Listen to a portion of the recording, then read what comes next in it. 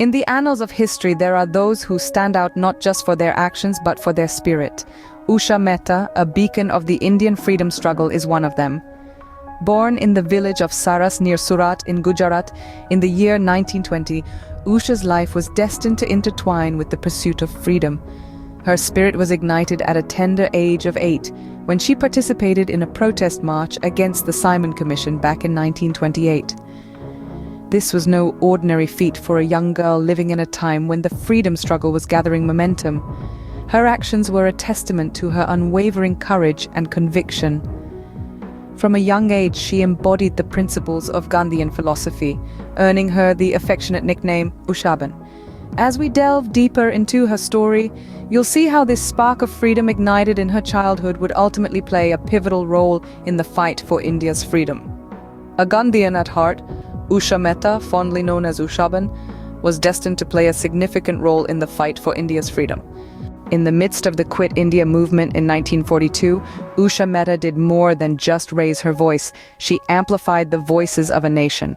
In a time when freedom was a dream and oppression a reality, Usha Mehta, fondly known as Ushaban, became the voice of rebellion. In her heart, she carried the Gandhian principles of non-violence and truth, and in her actions, she embodied the spirit of resistance against colonial rule.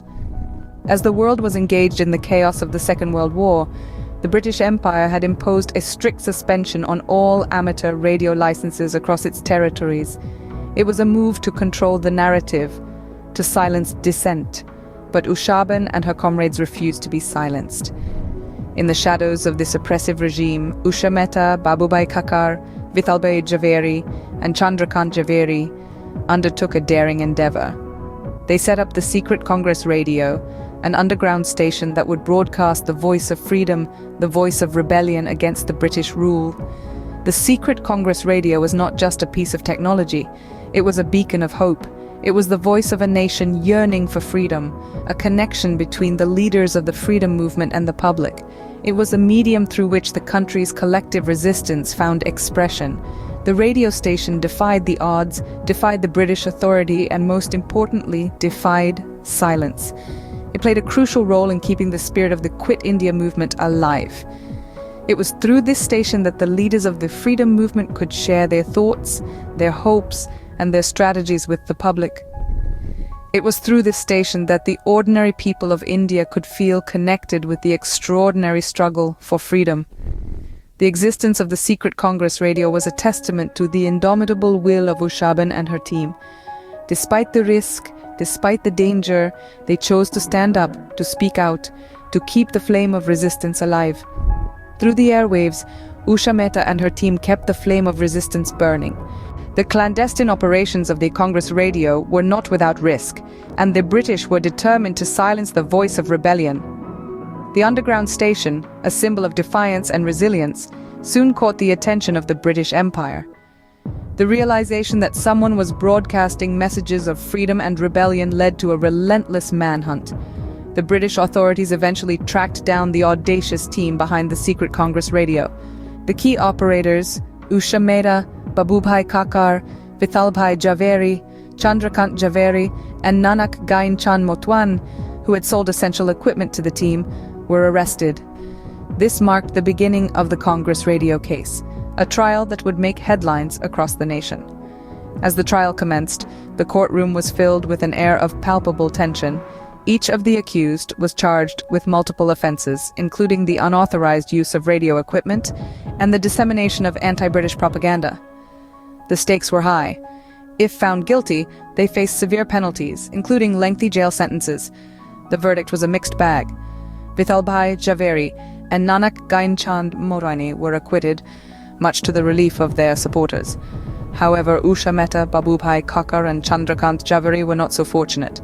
They were handed stern sentences, a clear message from the British authorities to anyone daring to challenge their rule.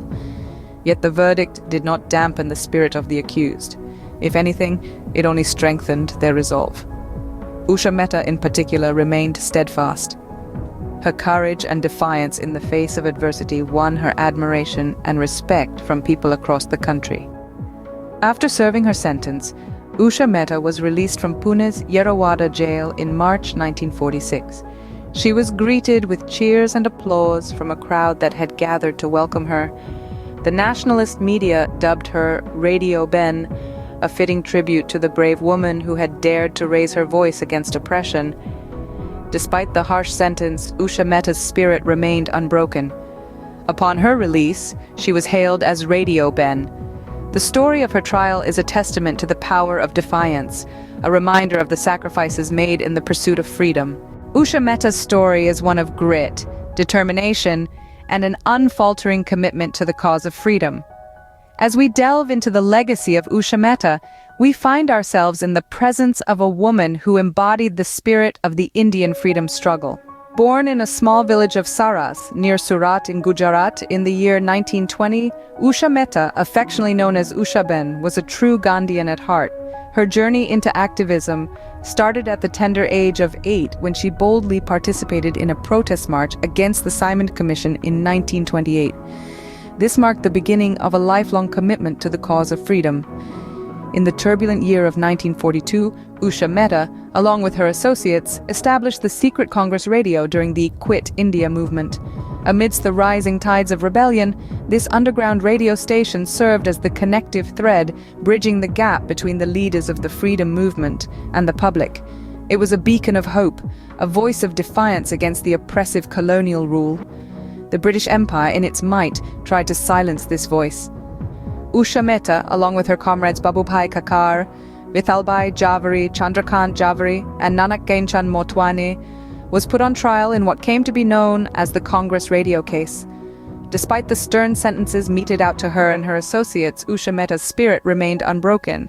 Released from Pune's Yerawada jail in March 1946, she was hailed in the nationalist media as Radio Ben. Usha Mehta's legacy is one of unwavering dedication to the principles of Mahatma Gandhi. She was a woman who dared to challenge the might of an empire, using the power of a single voice to inspire a nation. Her story serves as a poignant reminder of the sacrifices made and the battles fought in the quest for India's freedom. In the tale of India's journey to freedom, Usha Mehta stands as a testament to the power of a single voice that dared to challenge the might of an empire.